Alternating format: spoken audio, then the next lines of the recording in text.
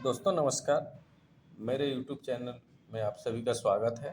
मेरे YouTube channel का नाम है भारतेंदु मौर्य।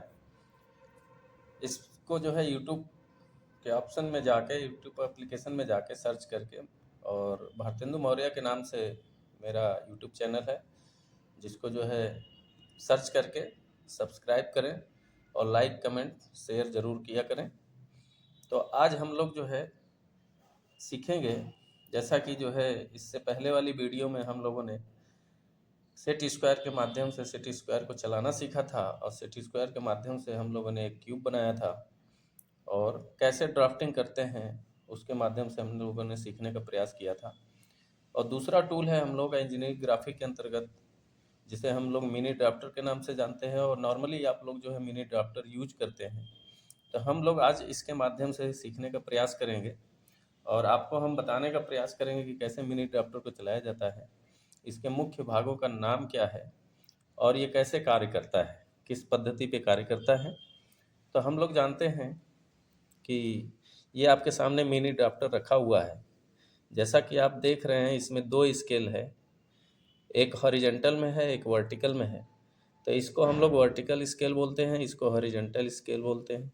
जो ये स्केल दिख रही है ये हॉरिजेंटल स्केल है, ये वर्टिकल स्केल है। और दोनों के बीच में जो ये कोण बनता है ये 90 डिग्री पे बनता है और इसमें ये प्रोटेक्टर लगा हुआ है, यानी कि एंगल प्रोटेक्टर, कि हम इसको जो है थोड़ा सा लूज करेंगे, ढीला करेंगे और देखेंगे कि ये मूव कर रहा है राउंड अप में। तो हम अगर किसी एंगल में किसी रेखा को खींचना चाहते हैं तो इस पे सारे नंबर्स लिखे हुए हैं, 0 से लेकर के और 120 तक जो है इस पर एंगल ले सकते हैं, एंगल में रेखाएं खींच सकते हैं। तो हम लोग इसको चलाने के लिए कैसे कितना इजी वे में चला सकते हैं, तो आप देख सकते हैं कि इसमें एक एडजस्टेबल पॉइंट लगा हुआ है, जिसके माध्यम से हम इसको जो है फिक्स करते हैं और इसको ढीला करते हैं।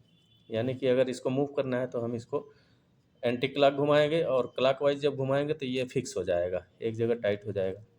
तो सबसे पहले हम लोग देखेंगे कि इसमें एक ये दो दो रॉड लगा हुआ है, जिसको हम आर्म बोलते हैं। इसकी सहायता से हम इसको चलाते हैं। इसमें असेंबल है ये, और इसको हम टाइट और ढीला करते हैं, जिससे हम इसको फिक्स कर सकते हैं और इसको मूव भी कर सकते हैं। इसमें एक तीर का निशान बना हुआ है इस पे, जिस तीर के निशान पे हम जो है जिस नंबर्स के सामने रखेंगे उस एंगल पे हमारी लाइनें खींचेंगी। तो हम लोग पहले इसको 0 पे सेट करते हैं। जैसा कि आपने देखा ये 0 पे हमने सेट किया, ये हमारी तीर का निशान है और 0 पे हमने सेट किया। और इसके बाद से हम एक ड्राइंग शीट लेंगे, ड्राइंग शीट को ड्राइंग बोर्ड पे रखने के बाद और फिर इसको हम दोनों सिरों को 90 डिग्री पे चेक करेंगे ले जाकर, और फिर देखेंगे कि हमारी ड्राइंग शीट एक्यूरेसी में है। फिर इसको पिन अप कर लेंगे या तो जो है क्लिप लगा लेंगे, जिससे हमारी ड्राइंग शीट मूव न करे।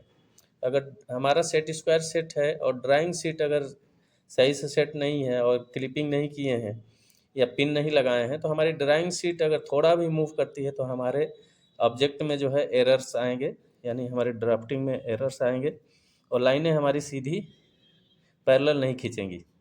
तो हम लोग जो है इसकी सहायता से आज सीखते हैं एक क्यूब बनाना, जैसे उस दिन हम लोगों ने सीखा था। तो 40x40x40 का हम लोग क्यूब बनाते हैं आज। तो हम लोग हॉरिजॉन्टल स्केल से एक सीधी रेखा खींचेंगे, एक पॉइंट आउट करेंगे और वर्टिकल स्केल से एक सीधी रेखा हम लंबवत खींच देंगे और फिर हम इसको थोड़ा सा ढीला करेंगे और 30 एंगल पे ले जाके जो है, जैसा कि आप देख सकते हैं हमने ये तीर का निशान 30 नंबर्स पे है, यानी 30 एंगल पे। और फिर एक हम 30 एंगल पे एक रेखा खींचे और फिर दूसरी साइड भी जो है, दोनों साइड नंबर्स दिए रहते हैं 0 से लेके 120 तक और 0 से लेके 120 तक दोनों साइड रहता है। और फिर दूसरी साइड हम 30 डिग्री पे हम फिक्स करेंगे दूसरी भुजा के लिए, और हम फिर यहाँ पे रखेंगे और एक इधर को 30 डिग्री पे लाइन खींच दिया। अब क्या करते हैं कि हम मापनी करेंगे, स्केल से मापेंगे और हम 40 इधर, 40 हाइट और 40 LS साइड में, यानी RS साइड में भी हमने 40 mm निशान लगाया, LS साइड में 40 mm लगाया और हाइट भी 40 mm। अब हम लोग जो है इसको बनाने का प्रयास करेंगे। तो पहले हमारा तीर के निशान 0 पे सेट होगा और फिर हम राइट साइड से एक 90 डिग्री पर रेखा खींचेंगे, लेफ्ट साइड से एक 90 डिग्री पर रेखा खींचेंगे और फिर हम 3rd डिग्री पे अब सेट को सेट करेंगे।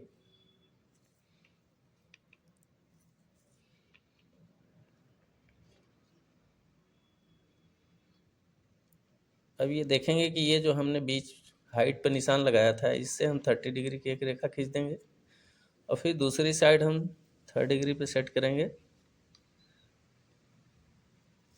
और फिर उसी पॉइंट से हम एक 30 डिग्री की इधर रेखा खींच देंगे। फिर आगे जहाँ पे हमारी लाइन क्रॉस कर रही है वहाँ से एक 30 डिग्री की रेखा खींच देंगे और फिर सेट को दूसरे साइड में हम फिर 30 डिग्री पे सेट करेंगे और जहाँ पे हमारी लाइन क्रॉस कर रही है वहाँ से एक रेखा सीधी खींच देंगे। शेष लाइनें हम इरेज कर देंगे। अब जैसा कि देखेंगे, आपको दिख रहा होगा वीडियो में कि ये एक क्यूब बन के तैयार हो गया है। अब कोई भी आइसोमेट्रिक ड्राइंग जिसके 3 व्यू दर्शाने होते हैं, तीनों व्यू का पहले हम साइज़ निकालना सीखेंगे। साइज़ निकालना भी एक स्किल है, उसको पहले सीखेंगे। उसको सीखने के बाद पहले जब हम साइज़ हमारा कंफर्म हो जाए कि कितना डायमेंशन लेना है, फिर हम सेट का इस्तेमाल करेंगे, मिनी ड्राफ्टर या सेट स्क्वायर। और पहले हम थीन पेंसिल का यूज करेंगे और थीन पेंसिल के माध्यम से हम सारी लाइनों को ड्रॉप करेंगे।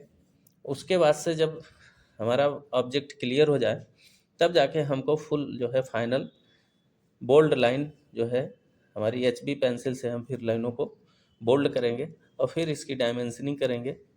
तो जैसा कि आप लोगों ने देखा, अब मुझे उम्मीद है कि आप लोगों को वीडियो जो है अच्छी लगेगी और समझ में भी आएगा। अगर कोई चीज़ कन्फ्यूजन रहता है तो आप हमको जो है कमेंट बॉक्स में कमेंट कर सकते हैं और मेरे चैनल को सब्सक्राइब करें, लाइक करें, कमेंट करें और शेयर ज़रूर करें। बहुत बहुत धन्यवाद आप सभी का।